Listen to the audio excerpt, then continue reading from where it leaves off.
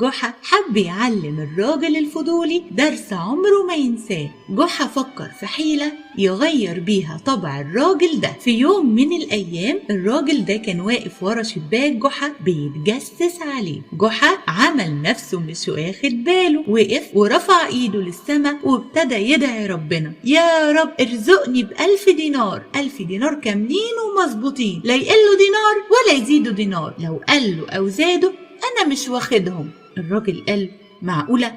يعني انت يا جحا لو ربنا ادالك 1000 دينار ناقصين دينار او زايدين دينار مش هتاخدهم؟ طيب انا هجرب.